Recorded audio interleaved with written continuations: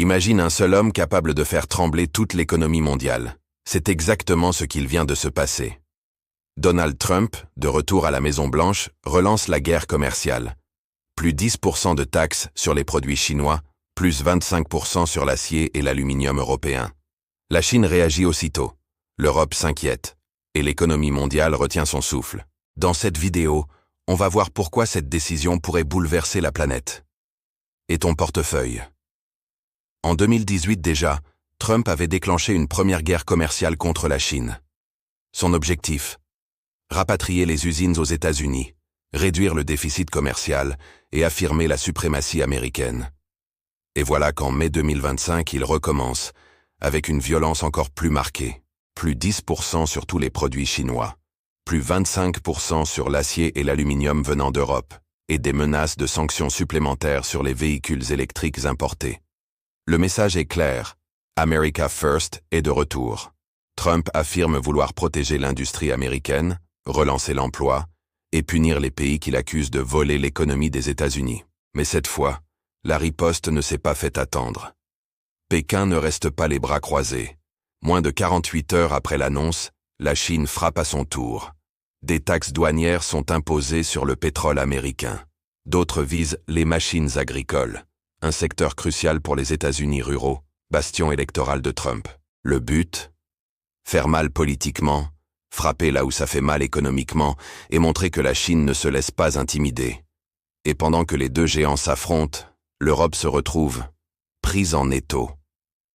L'Union européenne est l'un des principaux partenaires commerciaux des États-Unis. Mais pour Trump, l'UE est aussi un concurrent désigné, notamment dans l'industrie automobile, l'aéronautique et les matières premières. Résultat, les taxes sur l'acier et l'aluminium pénalisent directement des milliers d'entreprises européennes, en Allemagne, en Belgique, en France et ailleurs. Et ce n'est peut-être qu'un début. D'autres menaces pèsent sur les voitures électriques, les médicaments et même les produits agricoles européens. Face à cette offensive, Bruxelles dénonce une violation des règles de l'OMC. Mais pour l'instant, la riposte reste diplomatique. Dans ce chaos commercial, il y a pourtant une exception, le Mexique et le Canada.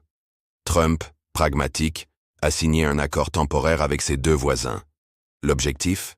Préserver les chaînes d'approvisionnement dans l'automobile et éviter un choc trop brutal dans l'industrie nord-américaine. C'est un signal. Trump ne ferme pas toutes les portes, mais il veut avoir la main sur qui commerce avec qui et à quelles conditions. Ce conflit peut sembler lointain, mais il nous concerne tous. Tu achètes un smartphone? Si les pièces viennent de Chine, le prix peut grimper. Tu prends ta voiture? Les prix du pétrole peuvent s'envoler à cause des tensions. Tu manges local? Les agriculteurs européens pourraient souffrir des représailles indirectes. Et surtout, les marchés financiers détestent l'instabilité. Or, une guerre commerciale, c'est de l'incertitude à grande échelle. Résultat? Les bourses tremblent, l'inflation peut repartir à la hausse, et les banques centrales sont sous pression. Alors, que cherche vraiment Trump? Certains analystes disent qu'il veut juste marquer les esprits, montrer qu'il tient ses promesses de campagne. D'autres pensent qu'il vise la Chine sur le plan géopolitique, en pleine crise avec Taïwan. Mais une chose est sûre, la guerre commerciale est une bombe à retardement. Elle pourrait relancer la fabrication américaine, ou bien précipiter une nouvelle crise mondiale.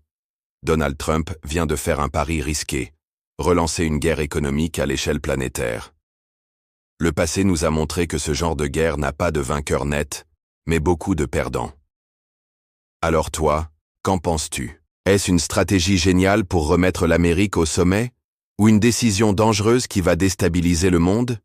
Dis-le en commentaire, abonne-toi si tu veux suivre l'évolution de ce conflit, et à très vite pour une nouvelle vidéo.